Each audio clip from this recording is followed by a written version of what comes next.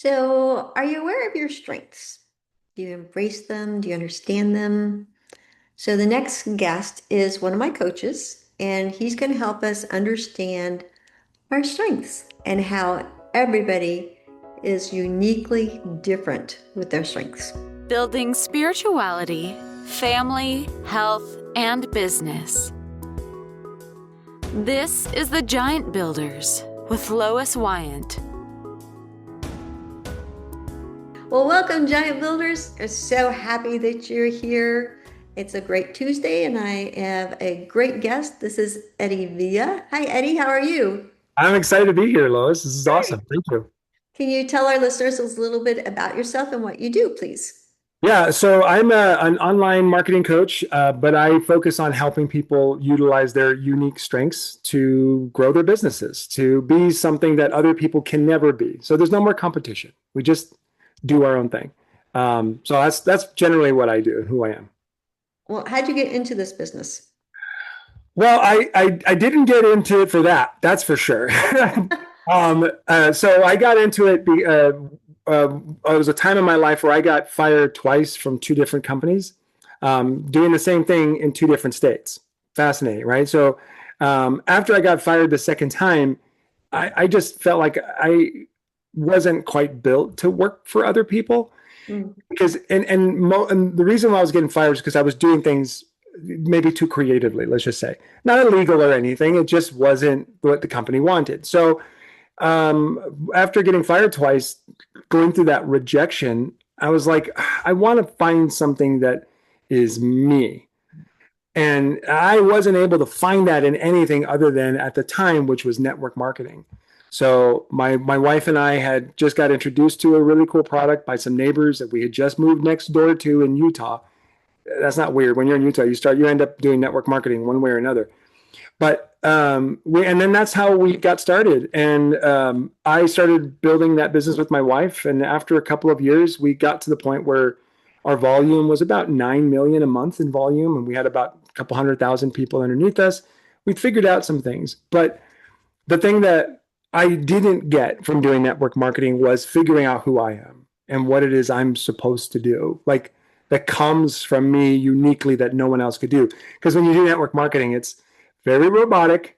Just say the pitch, invite the people, and that whole thing, which is great because it worked. But that's kind of how I got into this was network marketing, and that led me to finding something that was me, where I figured out who I was. So I'm grateful for that. But that's the story. All right, so walk us through the process of how you help people find out who they are. So when I first started doing coaching, that was where I was like, because with network marketing, for example, the biggest problem you have with people is people that believe they can't do it. So because I care, I would look for ways to try to help people do it. And how I would do that is I would ask a million questions. And that's it. Like, that's the only way I knew how to do it. So I would ask questions like, okay, does this bother you? Where does this work? How does this work? If I told you to do this, what would you do? And how would you view it? And that was like a crazy long, month long, 2 month, 3 month process. And that got really exhausting until one day our network marketing company invited us to an event where they had the company called Gallup in to do a presentation on strengths. And when Gallup did this presentation on strengths, I became so excited about it because what it was about was helping people understand their strengths and how they're different than anyone else, which was different than me. And I'm like, okay, so this, by doing this, I can figure out a person's strengths that have nothing to do with me. So I can't put my filter on them. You know what I mean? And it was a third party thing. And I started to learn about it and how it worked. I became super obsessed. And it turned into a mission for me, a passion to help people focus on strengths that I didn't have because they're different. And that's when everything really shifted for me.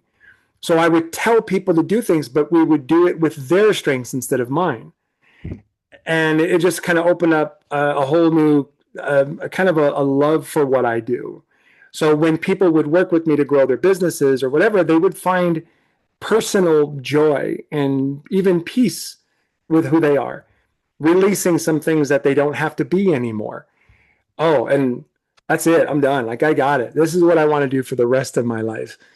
Is and honestly, the building of the business thing is more of an excuse now than what I just want to do is just help people love who they are. And oh, and by the way, when you do that, we'll make some money. So that way you can keep growing financially. But the reality is I love this stuff, seeing a person for who they are or how God created them versus me looking them through my own filter. It became an obsession. So you're working with me as we're working through building a course. Yeah. And I will tell you that the first time that you said to me, no one else has this layout of strengths, that was very enlightening to me. I mean, it was like it connected me with the fact that God made me very unique and that I need to embrace those parts. Because I think the one thing that really stuck out that is truly me, as you said, I'm a no fluff person. Hmm. And that is so true. I hate I hate the nonchalant conversation of nothing, which makes me really not connect well with women because those are the conversations that women like to have, and I do not connect with that. So that was really enlightening to me as far as, yeah, I am a no fluff girl person as such. Yeah. And so can you run through like the kind of concepts or the kind of strengths and not strengths that people might find in their And platform? yeah, yeah, absolutely. So, um, to simplify, because let's talk about this for a second. We're talking about infinite uniqueness, right? Like this is crazy. Like Lois, let's stop and think about this for a second. There have since the beginning of time, and they actually measure this. It was crazy. But as of today, there's been about 110 billion people ever born, ever 110 billion. And when you take the strengths assessment, the chances of anybody having the same strengths assessment, because you have 34 of them, the chances of someone having the same one in the same order, and the order absolutely matters, from 1 through 34, the chances of another person having that is more than there have ever or will ever be people. That means that anytime I work with somebody and I see a strengths assessment, I'm looking at something I have never seen nor ever will see again. Like that's awesome, first off, right? It is very much, yeah. Oh, every single time I go, oh, well, typically I see this, but you don't got that. I hear that. I say that a lot because it's reality. Mhm. Typically, when people have it here, this is usually where it goes, but for you, it's not that. I want to know.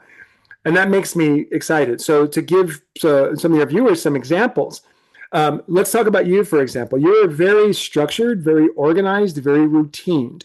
And you think about this. God's like, yes, we need people like Lois on the planet, or else nothing's getting done, right?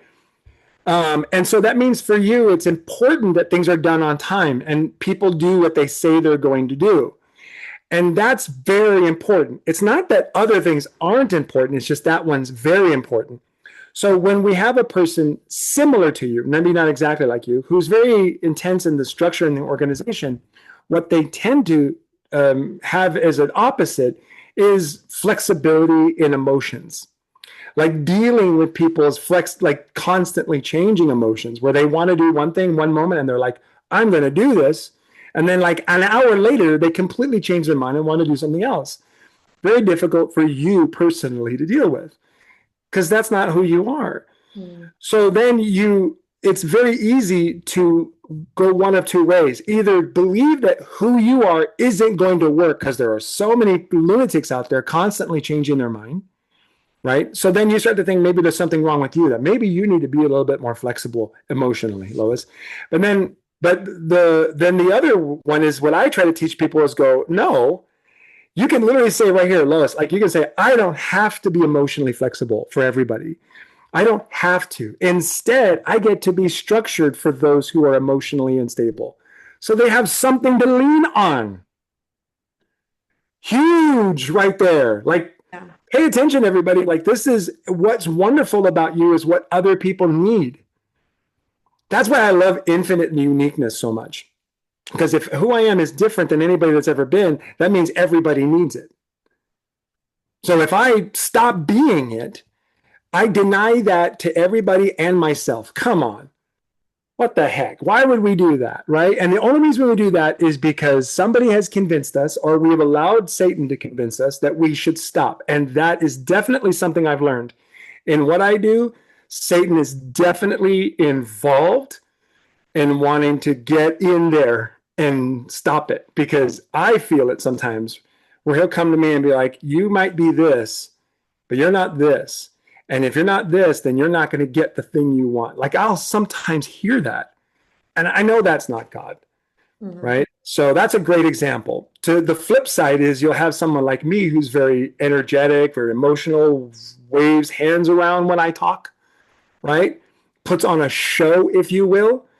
But then for me, and you know, because we've been working together, sometimes not super structured. Sometimes things aren't organized as proper as they could be, right? There's a different energy that I deliver. Mhm. And so I think you've probably experienced this, that like, that's not what I want from Eddie. I want that other thing. I want that. And that's what I would tell you, and I would tell anybody. Don't always expect that I will always be organized and always structured, or even sometimes I might even be a minute or two late, but I will deliver on a very high level on what I do, who I am, and how I deliver that. And that's where I would love for everybody in the audience to pay attention to, is focusing on developing that instead of spending too much time developing something you're not.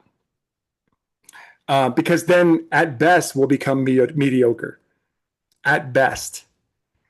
And I'm sorry, I know this, Lois. You and I are both on the same page about this. God didn't design us to be mediocre. Mhm. He designed us to be an example of his glory. And so the more we lean on what's already great about us, and then we rely on others for the things that we're not, then we go, thank you, God. I see your plan. I see how this works, and I see my place, and I love it. Let's just keep doing that. You know what I mean? So those are a couple of great examples. There's many others, but I think your audience will probably resonate with a couple of those. There's some other ones where you got like your husband, a big book reader, right? The Yeah. strategic thinker. Or you've got those that are just very peaceful, calm, present, relationship builder style. Those are out there as well. Yeah, so first off, it helps me understand my process of putting the course together, but Hmm. I can also see where it can help us understand like our spouses, our children, and just not trying to get them to be what you want them to be because that's who you are, but understanding who they are so that you can appreciate their strengths. Yeah. And that's why I'm so grateful that I have a belief in God. I don't understand anybody that wouldn't put this in there. But if we look at our children as true gifts from God, then our desire as parents, for example, should be to want to understand that. Like, not saying just let them do whatever they want. We do have to teach. That's the point. But who do they want to be? Do they want to be more of an influencer, or do they want to be more of a connector? Do they want to be more organized and structured like you, or do they want to be more of a thinker and an analyzer, visualizer, strategizer of some sort? And then we help them see that that's wonderful. Now let's develop that, Mhm. right? So, like my son, who I know is a very strong thinker because he asks a million questions. So, anybody who's ever had a child who asks like every question and questions the question, even, why is the sky blue, and why does it have to be that shade of blue? That kind of like level of questions he can go through. So to me, that helps me understand that his major energy and focus is between his ears, right in here. And he puts a lot of emphasis on it. Although my wife and I sometimes struggle with his millions of questions, I always default back, well, what's good about the fact that he asks so many questions? How can this benefit the world when he gets older? How can I help him develop it to do more than just think things through? Share his observations. Like, I could see this kid being a teacher and a writer of books or courses or trainings, an educator or a coach, and a philosopher, whatever. There's no limit once we establish that. So for me, to end this, my goal is to help him love that side of him. Mhm. That's my goal. Help him love it. I can't force it, but I can help him. I can help him love it. And like how many books did you read today, son? And what'd you get from the book? And he loves to read, obviously. So I show him I love that he loves that. You know, Yeah. I've had him read my books. And I want to know what you think. What do you get from this? And that's kind of where it is with our children. Because when I was a child, I'm like this, very loud and very much in everybody's business. And I got like rejected often, made fun of. I had cousins that would tease me and try to do things that would harm me physically sometimes Yeah. because they didn't accept it. They didn't like it because it was different than them. Go figure. That's how it works. Mhm. And so I'm sad that, in some way, I'm sad that it was never embraced for me. I had to wait until my late 40s to figure this out. And now I'm in my 50th year. I'm like, man, how different would my life have been if I'd figured this out in my 30s, 20s? How about when I was a teenager when everything was really confusing? Powerful stuff. And see, we haven't even talked about business building earlier. This is where it gets really cool, right? So, all right. So, how does this work into building businesses? Well, so my right now I'm hot on this topic because I'm doing a training pretty recently, but soon. But the main concept is if we're building a business, then we've got two things. We can either be comparable to others, in which case we're fighting a pricing game, right? Like if I'm going to create, let's say, microphones, then my game is, okay, how can I get the best quality microphone for the least price? And that's the game you're playing when you're doing something that other people do. And that's how it works. As soon as someone discovers something new, everybody jumps in there and tries to copy it. Yeah. Right? There you go. But the person who got there first is the one who benefits the most. So that's one way you can do business. The other way is to just come out with something that nobody could ever come out with, talk about something no one ever could talk about, or even duplicate. Because once you figure that out, you're ahead of everyone because then you have success with it. Then everybody rushes to try to do that, but you're the best at it already. So you have, no matter what, you have blown everybody away and there's no way anybody could catch you, which means that you'll profit better by being the most expensive. So for me, I'm like, this is why business is such a great transition is because if I'm infinitely unique, then I'm going to create a product that's also infinitely unique that nobody could ever duplicate. So now I'm in an ocean on my own. Like if you've ever read the book, The Blue Ocean Strategy. Yeah. So I'm always in a blue ocean because I am the blue ocean, just like you. You're the blue ocean. Even though you do things that are similar to other people, you're going to do it differently in a way that nobody could ever get from anyone else, just you. This will create more loyalty, more customer retention. And it's not about you, of course, it's glory to God, but they equate their success to you. And that's what we want, not necessarily like we don't want the credit. We want other people to do that too. We want to be the example. I figured out who I am. I did what I'm supposed to do. Now it's your turn. You can, and like network marketing, I started out duplicating what everybody else is because that's what network marketing is, duplication, right? And selling the same thing everybody else was selling. But I had to figure out how to do it my way, the way God designed me. So that's to me how for business, this is how business works. I want to be an ocean of my own.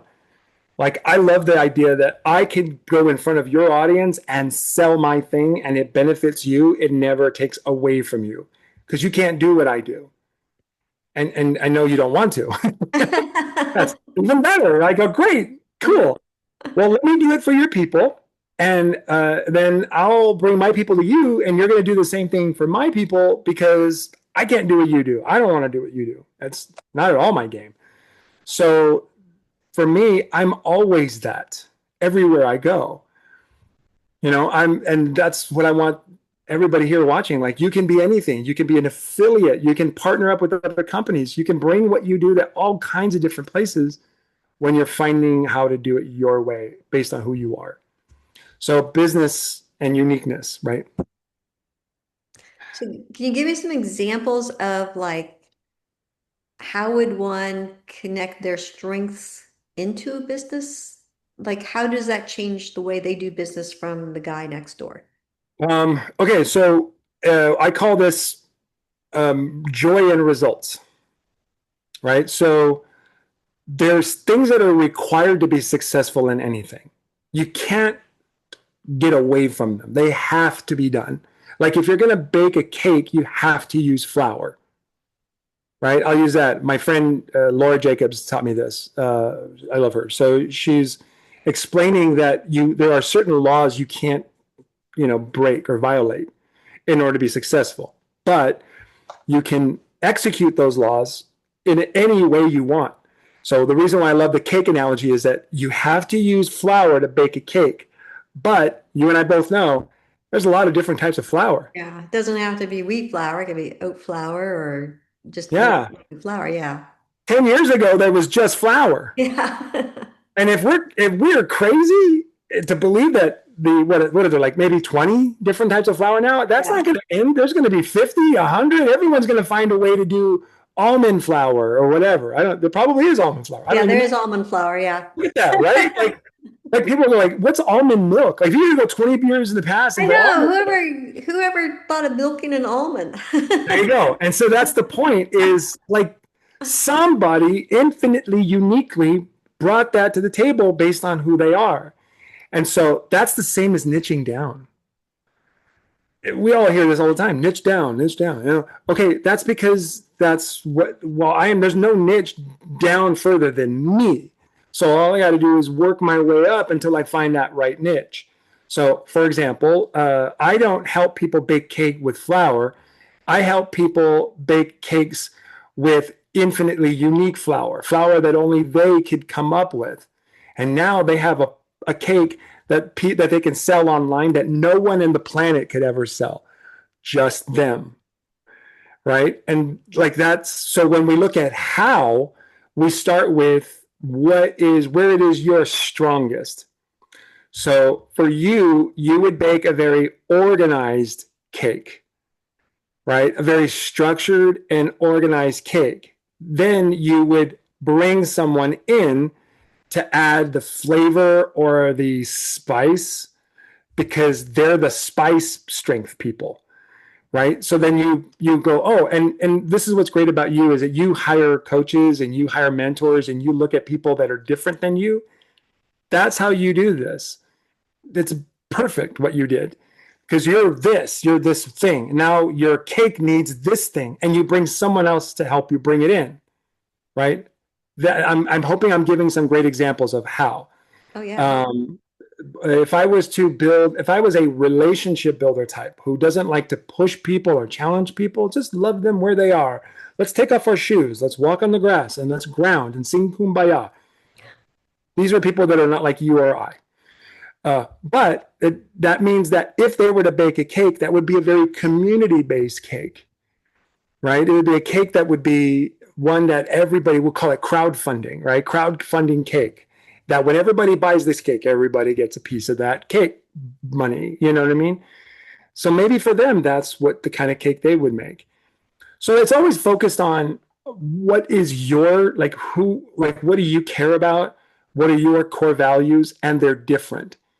Like, even though you're very structured and organized, you have some very different beliefs about the world and you see things differently compared to other organized people. You've seen it, right? And so what is that? This is one of the reasons why I love the assessment that I use with Gallup is it gives us words to articulate uniqueness. And I can go, well, your cake might sound like my cake, but mine is different, and here's how. So without being too specific, that's how you would do it. You start with how you do things, and then you bring others who are different than you. Imagine that. People that are different. Weird. Which we all are. So Yeah, I sounds think I like think we spend too much time with that, trying to find people that are like us to build with us when we should be finding people that are different than us.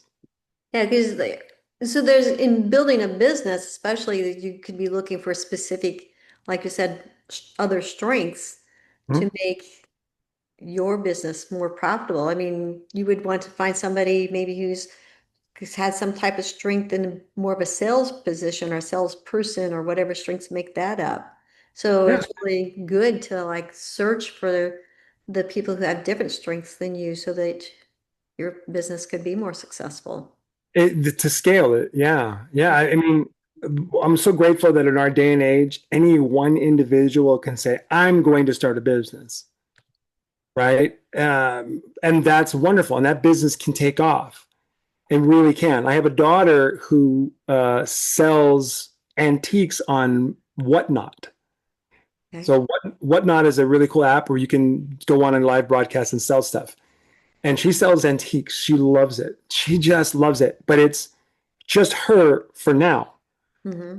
right? And she's doing, I think, somewhere between 5 and 10 grand a month. And she has a full-time job running one of the hotels, one of the big hotel chains. She's a general manager for hotel chains. So she's doing it on her own. And I'm just looking at her and going, okay, kid, let's find some love and some consistency here, but then let's scale by finding people that are very different than you Hmm. to come in and be a part of it and grow it because not just different because we're all different, but very different. And so I would have her show me her strengths and go, okay, these top strengths, these are you. These bottom strengths, we need to find someone that has these bottom strengths high, Hmm. that wants to be a part of what you do, and that's the second level. And for me right now, I've been in that place where I had a group of people and a team. And so I also know what it's like to just be by myself and run things. And I'm starting to really understand how easier things can be when we know who we are, and then we'll know what we need. Because it's just really different than you. That's what's cool. That's simpler. No ego, no ego. Well, tell us about your books. Okay, so the first book I wrote was based on my workshop. So when I started teaching about strengths, by the way, for all the people that are watching, if you've ever learned strengths from anybody, you haven't learned strengths from the way I teach it, because the way I do it is different than anybody that's ever been, right? I'm unique. So when I started teaching about strengths, I had to write what I was doing or noticing about it. And I thought I was writing a book that I had to partner with Gallup on. So I wrote the book based on the workshop and I sent it to Gallup and I said, what do I have to do to license this? And they went through my book and they said, Eddie, there is little to no IP of ours in your book. You don't have to license this at all through us. They actually sent me an email that said, with what's in your book, you are free to produce this on your own. Like, I'm like, oh my gosh, that's amazing. So that's this book here. It's called Unleash Your Strengths. And right now I'm changing websites. So I don't have a website specifically where you can get it right now, but I'll give you a link, Lois. Okay. So you can, We'll have the link below so that you can. yeah, I'll give you a link and you can find it. But you can get it on Amazon too. There's always that, right? Anyway, so Unleash Your Strengths, this book is a specific guide to help you take the assessment and actually get results with it really fast. And this is not what Gallup teaches. Gallup teaches their own thing. I teach something else. And it's not that it's contradictory. It's just my way and their way, right? So this is the first book I wrote so that people who have their strengths can confidently apply them and release things that they don't have to be. But I found something weird in that process. This book assumes people believe their strengths are helpful. I didn't realize that there were people that like didn't believe that their strengths were helpful. They actually believed that there was something wrong with them because maybe the people around them didn't accept it, like family. Family can be. Um, and so they bailed on the idea that they had strengths and they learned to push them down. And I didn't know that I had to write a book about that until I hired a book coach. And he was the one that suggested I write a book about my story. And that's this book. So this one's called Unleashed. And this is actually really interesting. So if you can see, oh, sorry, hold on. Let's take away this silly video background thing. Let's actually look at this. So this here, as you can see, this is called Unleashed. It's a little blurry, I know, but it says fire twice, freedom forever. And you can kind of see the little visual here. Yeah. Everybody looks really sad, and there's one person flaming up. Yeah, I know it's a little blurry, but the reason why I wrote this book was because I wanted to tell my story, but I realized that my story is about discovering that you have infinite unique strengths and that they are good and helpful and can make a difference in people's lives. So I had to write this book. So this book I wrote second is sort of like the prequel, if you will. I have strengths and they are good. How do I use them? Right? And then my next book will be, how do I help others do this? How do I help others unleash their strengths? That's the next one. That's a little further down the road. But those are those books, and I'll get you links to get both of those. They're very easy reads. I don't write hard to read books. I write books that I want people to finish. So Without having the dictionary next to them, huh? yeah. And so although I love it when people say, hey, I loved your book, the greatest compliment person can give me is I read it all. Like if there's like you could say I read it all and it sucked, and I'd still be like, you read it all. Hey, that's awesome.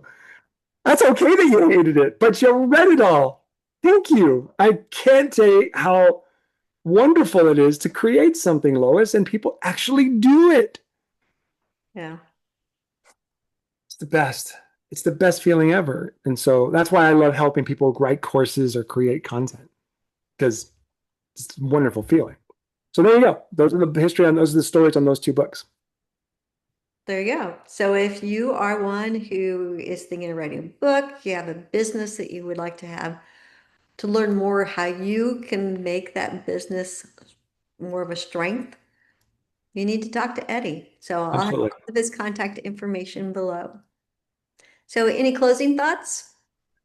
Uh, my closing thought is always, whether you know it or not, the world needs you. Oh, that's nice. Whether you know it or not, the world needs you. And I know that there's often times where it's easy to get wrapped up in believing that they don't, and it makes you want to shut down and hide and shrink.